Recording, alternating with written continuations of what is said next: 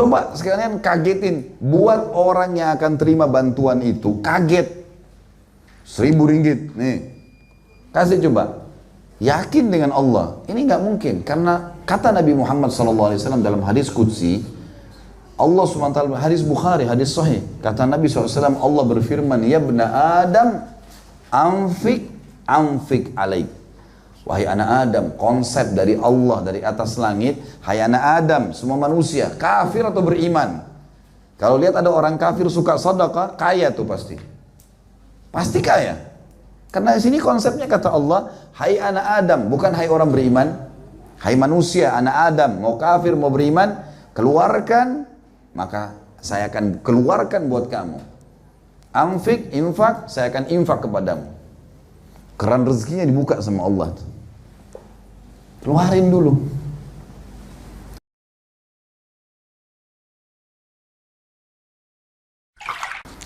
Yang kedua, itu tadi kiat pertama dari 15 kiat ya. Yang kedua setelah syukur adalah infak. Infak. Ada sebuah teori yang dikembangkan oleh orang-orang yang berfaham kapitalisme. Ya. Apa yang mereka yakini? Maju ke sini teman.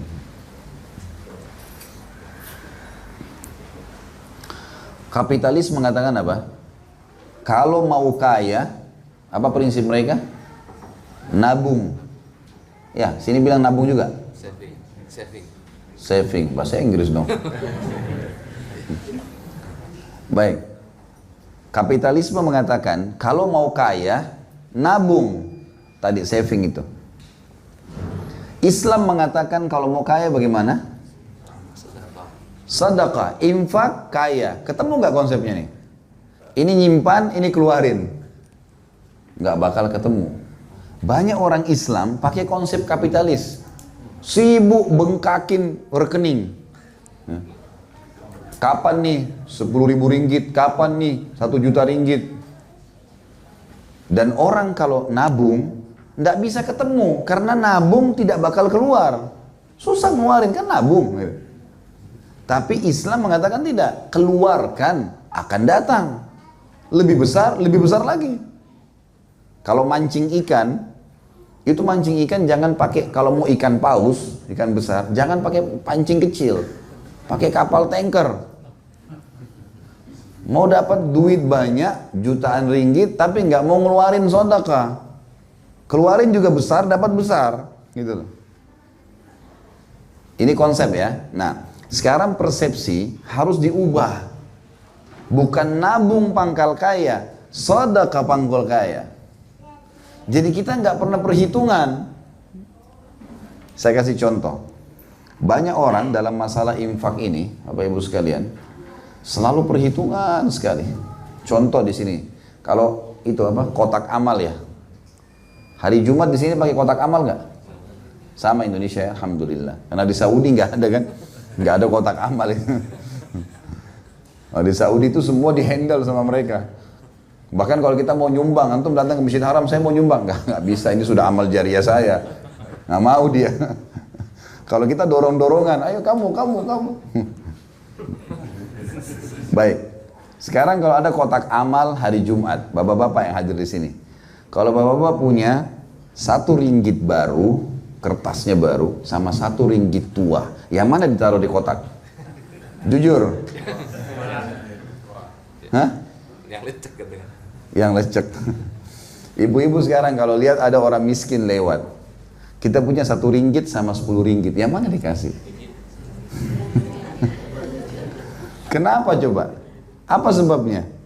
Karena konsep kita, sedekah itu merugikan. Bagi kita itu merugikan, berkurang harta gitu. Ini persepsi yang salah sekali ini. Harusnya di kotak amal masukin uang yang baru, kasih yang tua pakai beli air mineral di luar sana. Tapi untuk Allah kasih yang baru. Kalau selalu keluar sedekahnya 1 ringgit, rezekinya juga 1 ringgit terus gitu. Sebatas itu gitu. Coba sekalian kagetin, buat orang yang akan terima bantuan itu kaget.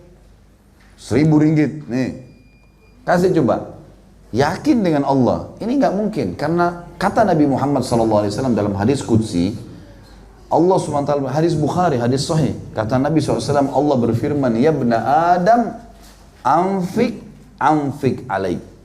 Wahai anak Adam, konsep dari Allah dari atas langit, hai anak Adam, semua manusia, kafir atau beriman. Kalau lihat ada orang kafir suka sedekah, kaya tuh pasti. Pasti kaya. Karena di sini konsepnya kata Allah, hai anak Adam, bukan hai orang beriman. Hai manusia, anak Adam, mau kafir mau beriman, keluarkan, maka saya akan keluarkan buat kamu. Anfik, infak, saya akan infak kepadamu. Keran rezekinya dibuka sama Allah. Keluarin dulu. Teman-teman sekalian, makin bagus sesuatu yang kita kasih di jalan Allah, maka makin besar efek kepada kita. Dan harusnya kita malu dengan Allah. Apa yang kita milikin sebenarnya? Ilmu yang kita tahu, kita dimudahin sama Allah untuk belajar. Bisa nggak kira-kira kita hidup tanpa oksigen? Bisa nggak kita hidup tanpa air? Allah siapin semua fasilitas. Begitu kita sudah pintar, ya, sudah tahu, belajar, punya ilmunya, lalu kemudian kita sombong. Ada orang miskin, sampai di Jakarta saya tegur banyak.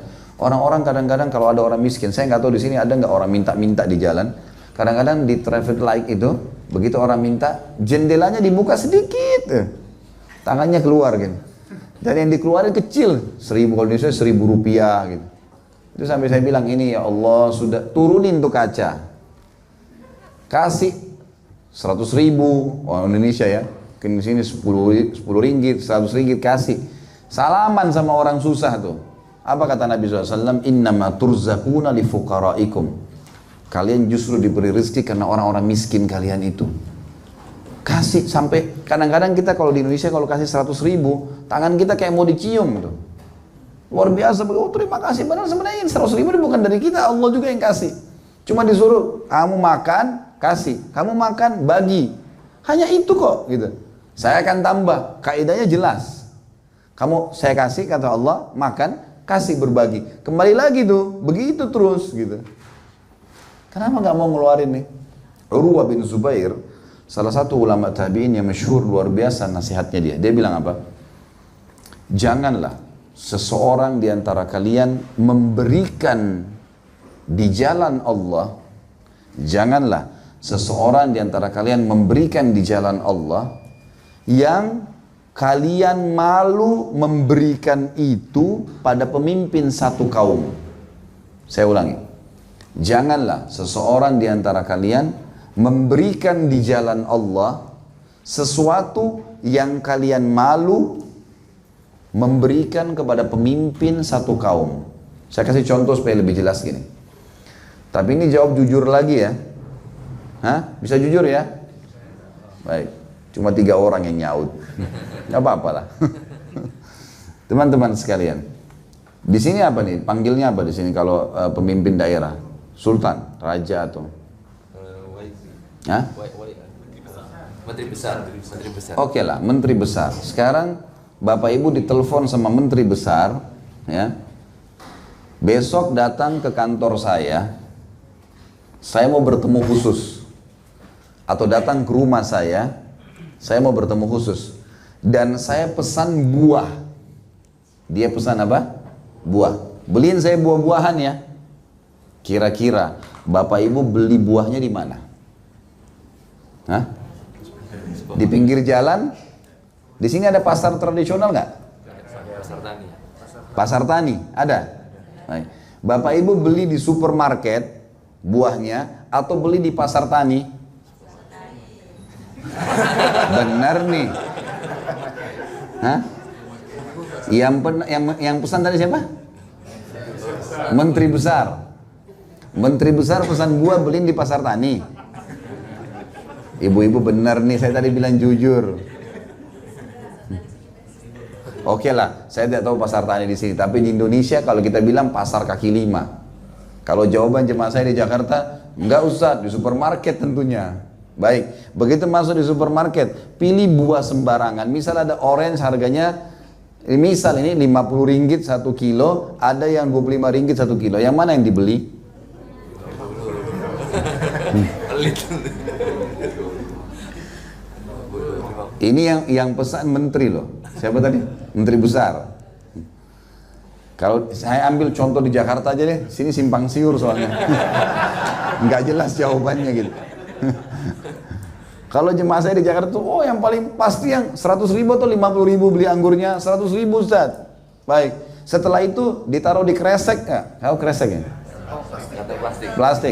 Plastik bag. Taruh di plastik bag atau taruh di keranjang? Ini menteri besar yang pesan nih.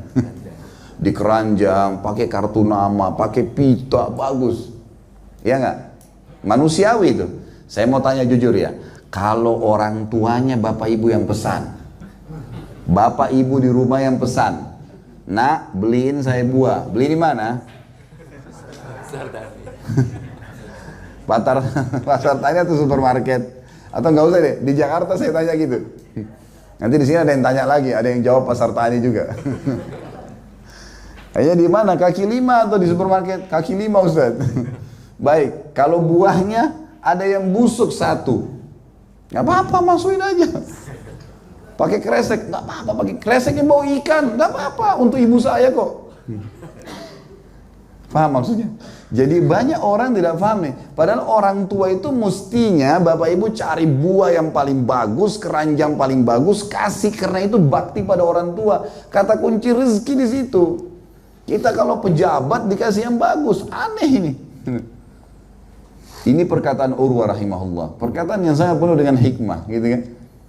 Janganlah kalian memberikan sesuatu di jalan Allah yang kalian malu sesuatu itu kalau dikasih kepada pemimpin kaum.